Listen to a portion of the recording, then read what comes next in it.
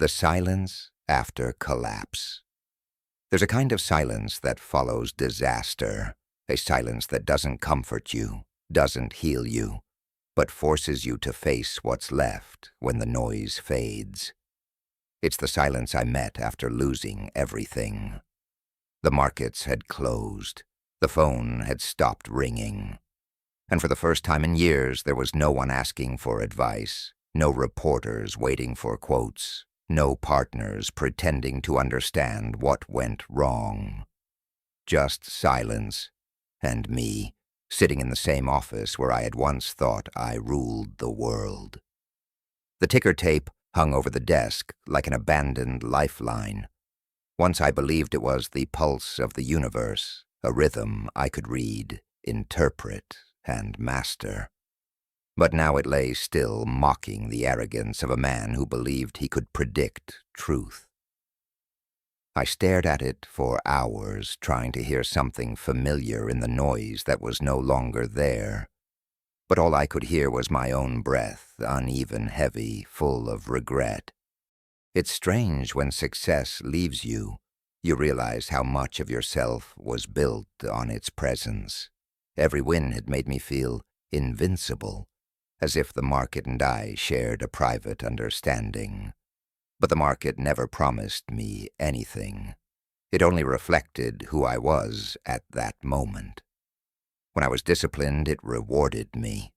When I was arrogant, it punished me. When I thought I was invincible, it reminded me that no one is. The market doesn't destroy you, I wrote in my journal that night. It simply reveals the version of you that you refused to see.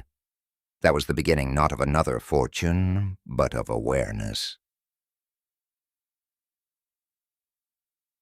Before the fall speaks, I didn't realize how loud my life had become until the noise was gone. In the distance, the city moved like a tide I no longer needed to command. I watched it from the window, carriages, boots, lamps, waking one by one, and I felt a question rise without an answer. If the market had never known my name, would I have traded differently? The thought made me smile, then ache. Because somewhere along the way I had stopped trading prices and started trading identity. An identity, when it sits in the wrong hands, is more volatile than any stock I've ever seen. That morning I closed my eyes and promised myself one simple thing: to rebuild quietly, without witnesses, without applause, without the old superstition that destiny owed me one more favor. It didn't, but it had left me one small mercy time enough to become honest. Chapter 1. The Weight of Failure. Failure has a sound. It's not the crash of prices or the panic of crowds. It's quieter, like the creak of a chair in an empty room, like the hum of the city outside, while you sit in shame, wondering how a man so certain could be so wrong. I couldn't step onto Wall Street without feeling the weight of eyes, the pity, the amusement, the whispered satisfaction. The great Livermore finished again. They said it with a smirk, as if my downfall proved something to them. And maybe it did, because success isolates you, but failure makes you human again.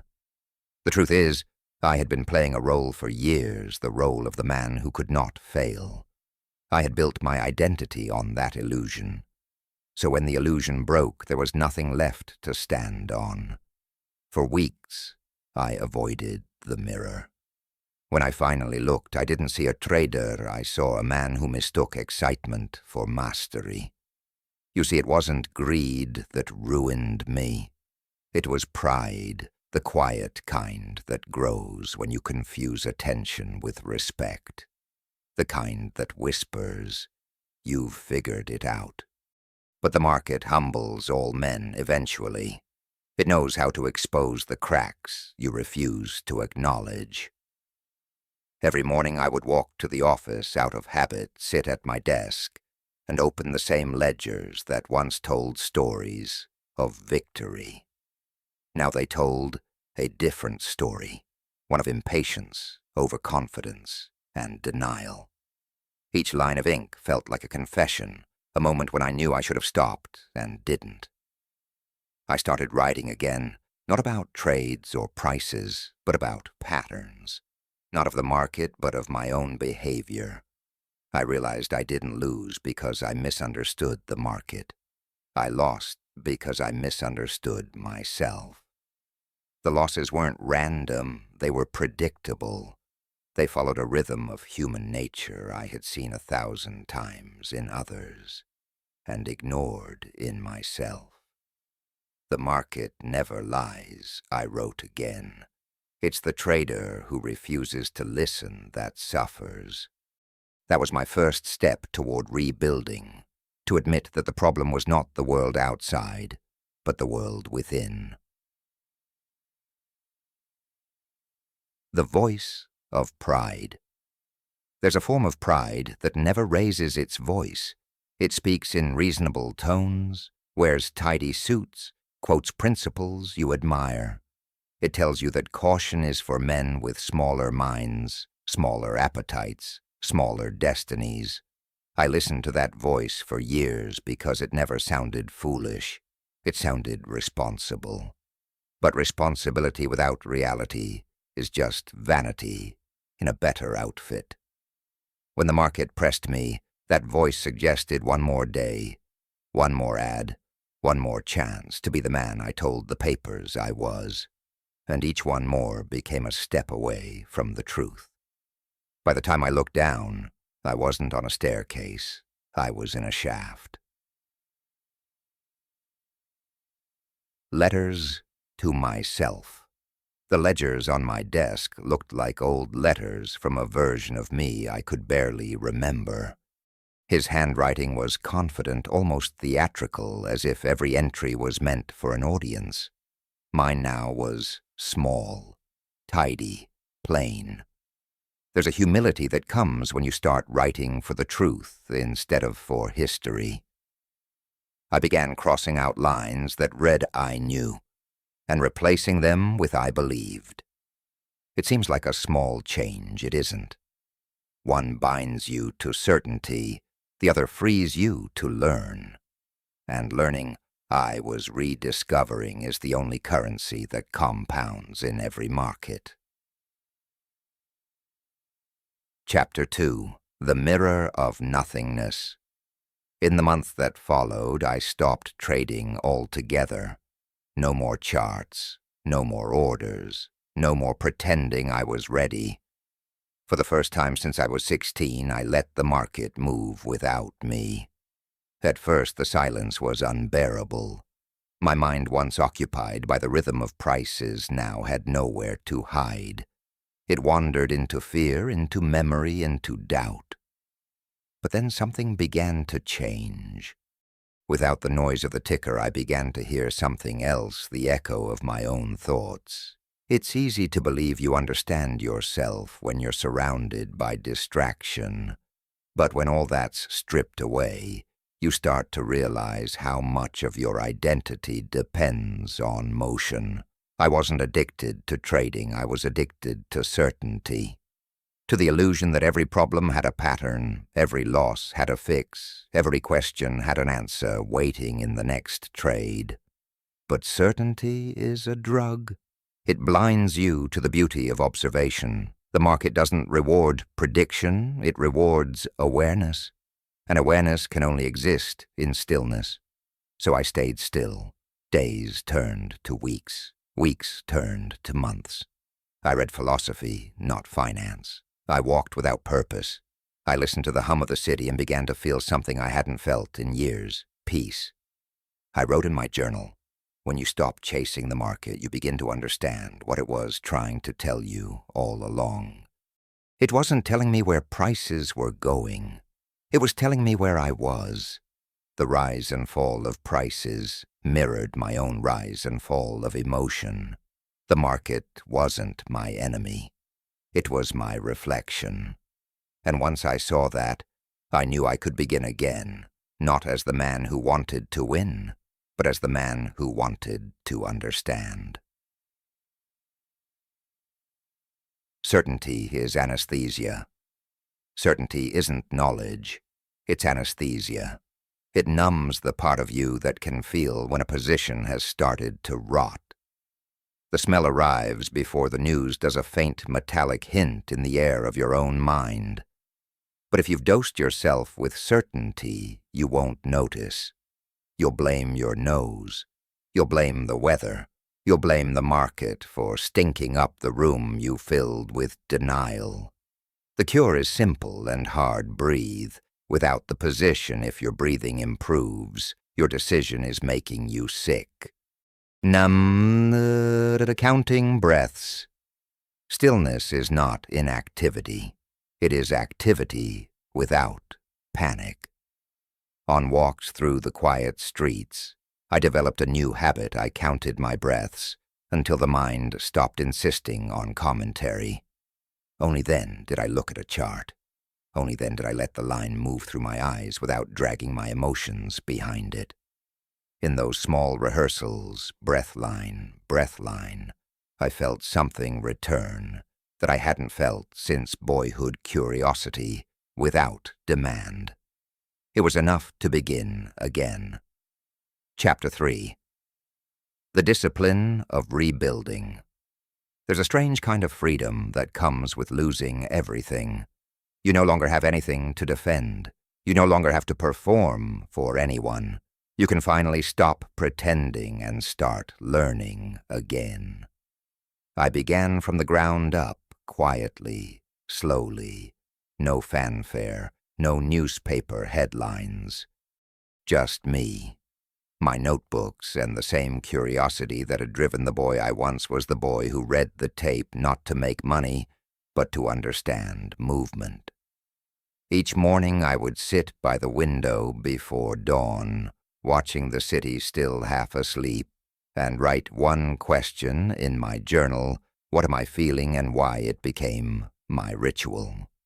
Because I realized my emotions were the real market indicators. Every spike of fear, every wave of excitement, they were signals of the same crowd psychology I once exploited in others. Only now I was learning to recognize it in myself. If I felt eager to trade, I waited.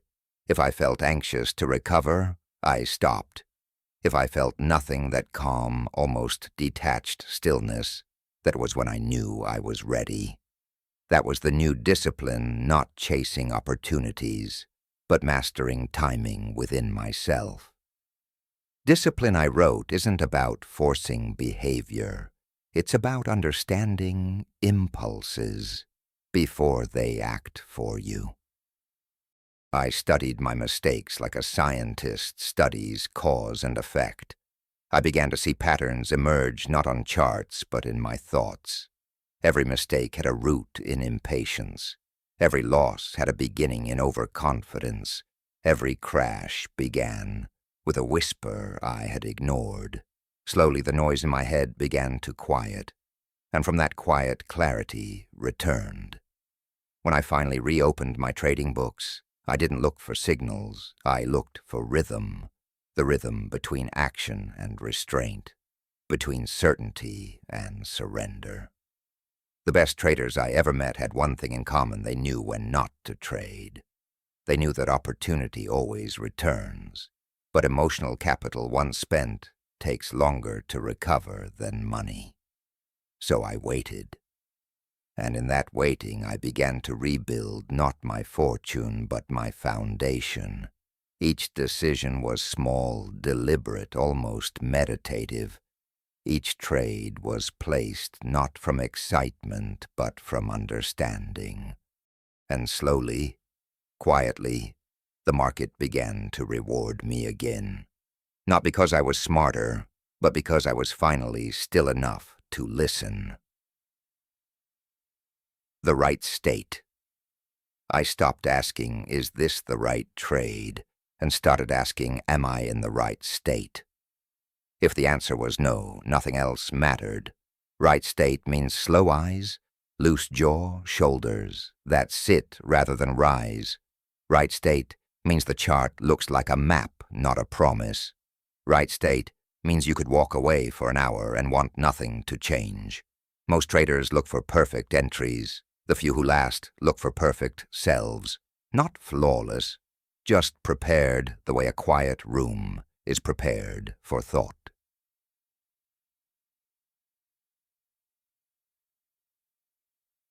The weight of readiness. The temptation wasn't to trade, it was to announce that I was ready. But readiness that requires witnesses isn't readiness, it's performance. So I told no one. I moved staples into a neater row. I sharpened a pencil until it sang against the page. I waited for the chart to come to me, not for me to go to it. And on a gray afternoon, it did a clean pullback into a level I had drawn weeks earlier, like a tide fulfilling an old promise. I placed the order in silence, then pushed the blotter aside, and listened for a feeling that did not arrive, pride. In its place, steadiness. I took that as a better omen. Chapter 4. The Return. When I returned to the market, I didn't announce it. The world didn't notice. But I did. My first trades were small, modest positions that most would call meaningless. But to me, they meant everything. They meant I could trust myself again. I no longer needed to predict. I only needed to respond. The old me would have rushed back to reclaim the spotlight, to prove that I was still the man who once moved the market. But I had no interest in that anymore. The thrill that once consumed me was gone. In its place stood something stronger, composure. The first time I made a profit after the collapse, I didn't smile. I didn't shout. I simply nodded quietly, as if acknowledging a lesson finally learned. It wasn't about redemption. It was about rhythm. The rhythm between patience and precision. The rhythm between knowing and not knowing. For years I had been chasing perfection, trying to find the holy grail of certainty. But certainty is the death of curiosity. And curiosity, the willingness to see without judgment, is what the market rewards most. The newspapers eventually noticed my return. Livermore back in the game, they wrote. But they missed the story. Because it wasn't about being back. It was about being different. I wasn't here to conquer anymore. I was here to participate, to move with the current instead of fighting it. A man who conquers his mind, I wrote in my new journal, has already conquered the market. And for the first time in my life, I understood what victory really meant. Victory wasn't a number. It wasn't a fortune. It wasn't applause. Victory was silence. The silence that comes when you no longer need to prove anything. I remember standing at the window that night, looking at the skyline glowing like embers, and realizing I wasn't chasing the market anymore. I was walking beside it. There's a peace that comes with that, the kind of peace that doesn't depend on outcomes, the kind that lasts longer than any profit. The green days. The first string of green days scared me more than the red ones had. Green has a way of waking old ghosts, the applause, the headlines, the invitations, to speak about what cannot be taught. This time, when the invitations came, I declined. Not because I had nothing to say, but because I had something to protect. Attention is leverage on the self. Applied carelessly, it will margin call your peace.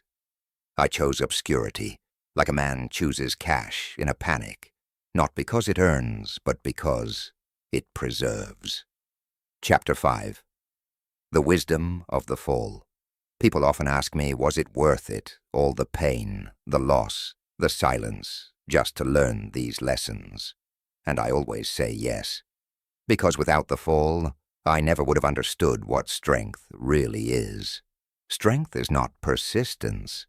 It's not ambition. It's not the refusal to quit. Strength is the ability to remain calm when the world no longer believes in you. The market gave me everything once, and then it took it all back. But in that taking, it gave me something rarer, humility. When you lose enough, you stop asking, why me, and start asking, what can I learn?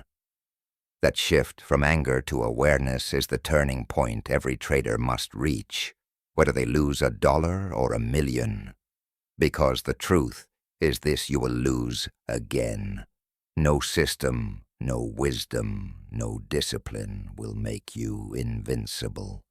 The market will always find a way to test your faith and your patience. But when you have seen the bottom, once you stop fearing it, you stop fighting it. You learn to let the fall teach you what comfort never could. Every loss is tuition, I wrote, and the market never refunds your education. I began to see every setback as data, emotional data. How did I feel when I was wrong? How long did it take for clarity to return? When did confidence turn into arrogance again? The market isn't about prediction. It's about observation. It's a mirror that punishes blindness and rewards awareness. Most traders try to conquer the market. Few realize that the market's purpose is to conquer them, their ego, their pride, their illusions. Once you understand that, you stop trying to win every trade. You start trying to win yourself. And that's when trading stops being gambling and becomes meditation. The charts become like waves. You learn to ride them, not fight them. You stop demanding direction. You start respecting rhythm. The fall taught me to listen, not just to the market, but to silence. Because silence reveals patterns no chart ever could. It's in silence that patience is built, and patience is the foundation of every fortune that lasts. When I finally looked back at my life, at the rises, the collapses, the noise, and the quiet, I realized something that shocked me. The best moments weren't when I was rich. They were when I was rebuilding. Because rebuilding is creation, and creation is purpose. You can lose your money, your reputation, even your certainty. But if you never lose your curiosity, you will always find your way back. That is the wisdom of the fall. It doesn't destroy you. It defines you. Insert 5, returning without drama. Some nights I sat with a single candle and watched the flame hesitate, lean correct, itself lean again. That's how I wanted my mind to move toward imbalance, notice it return without drama. The market doesn't demand stillness. It demands returning to plan, to patience, to proportion. In that returning, I found a strength that outlasted momentum, a strength that didn't care whether the day closed green or red, so long as the soul closed intact. The last lesson. When I look back now, I don't see a timeline of wins and losses. I see a journey of awareness. Every triumph was a test of ego. Every loss was a test of endurance. And both were necessary. Because without ego, there's no ambition. And without failure, there's no growth. The trick is to let neither become your identity. The market taught me that, not through comfort, but through chaos. People think the market is about numbers. It isn't. It's about narratives. Every ticker, every price, every candle is a story of fear and greed playing out in real time. When you understand that, you stop trading prices and start trading behavior. That realization changed everything for me. I no longer saw a line on a chart. I saw a conversation between hope and doubt. I saw human nature exposed naked, repetitive, eternal. And I realized my greatest edge wasn't my analysis, but my ability to stay calm while others lost theirs. The market rewards emotional maturity, I wrote. Not intelligence, not prediction, just presence. That's what rebuilding taught me, to be present, not attached to outcomes, not blinded by noise, but rooted in clarity. It took me years to see it, but now I know trading isn't about money. It's about mastery, the kind that can't be measured, the kind that happens quietly inside you. And that kind of mastery no crash can ever take away.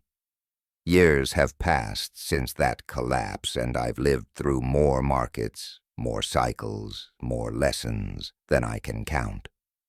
But one truth has never changed. The market doesn't evolve faster than human nature, and human nature never really changes. We are still afraid when prices fall, still greedy. When they rise, still convinced we can outsmart the rhythm of emotion.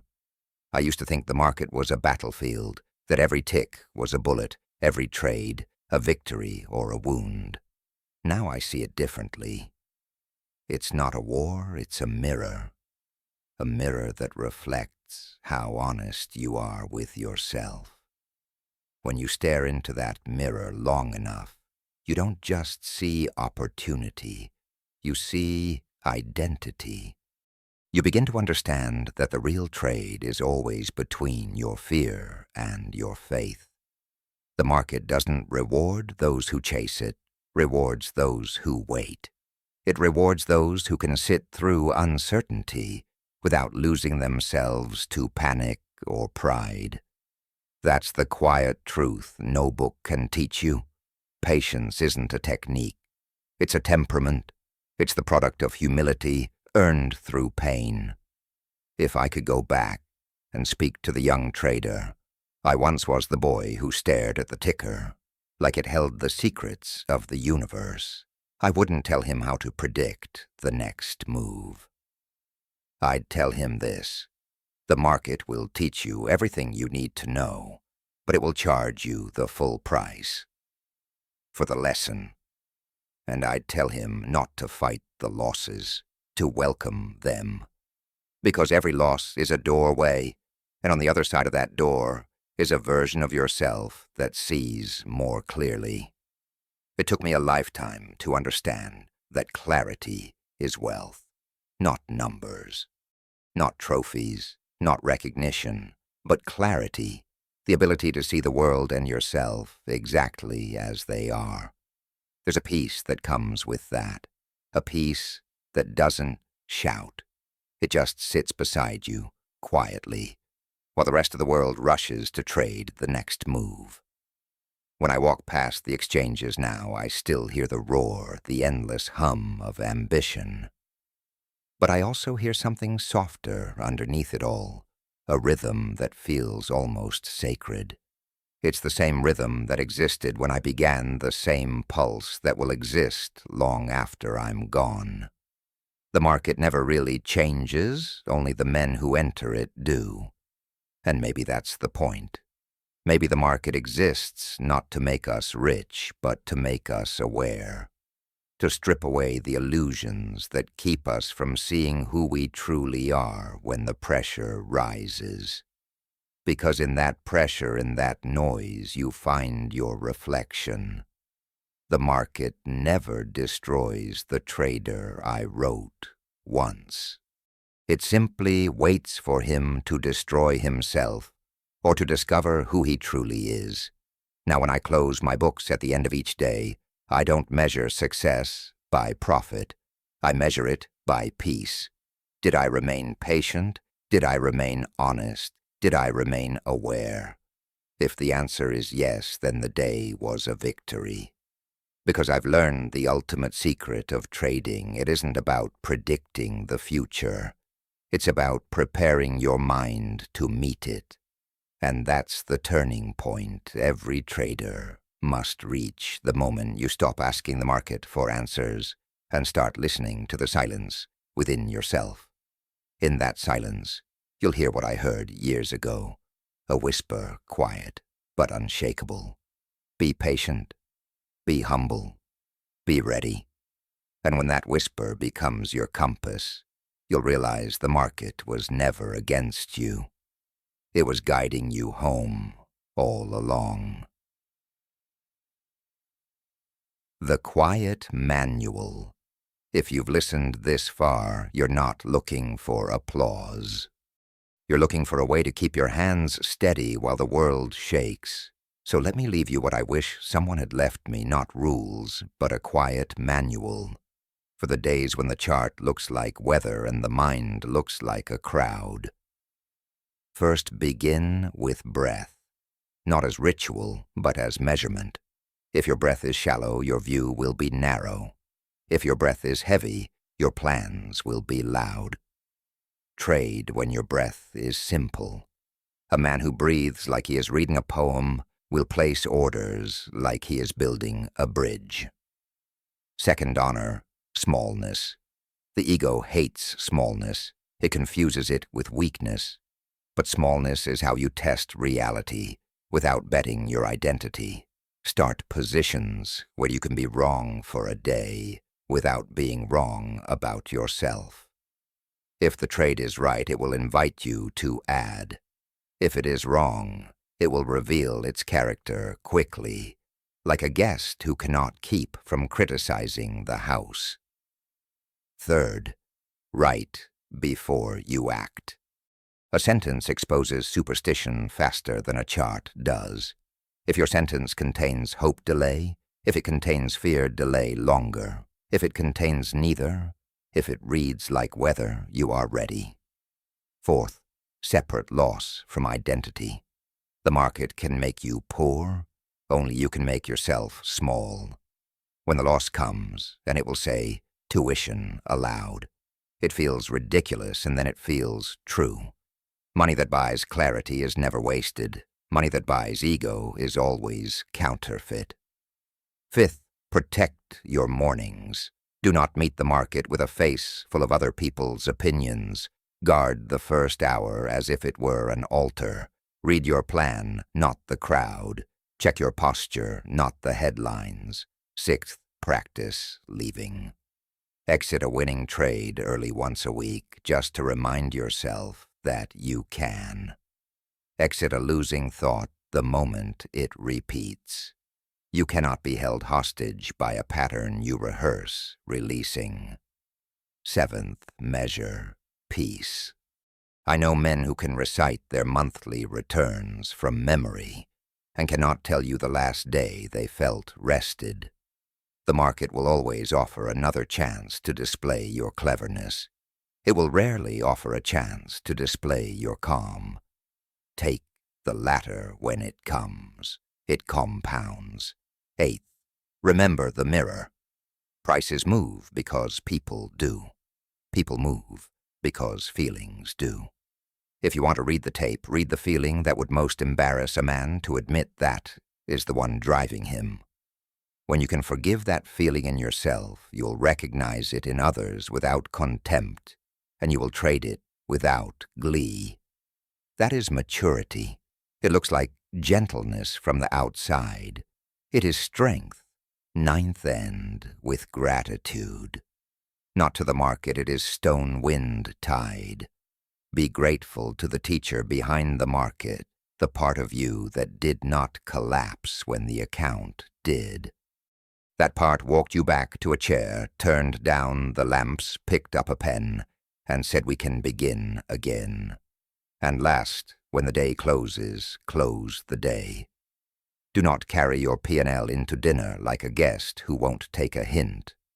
Hang it by the door with your coat.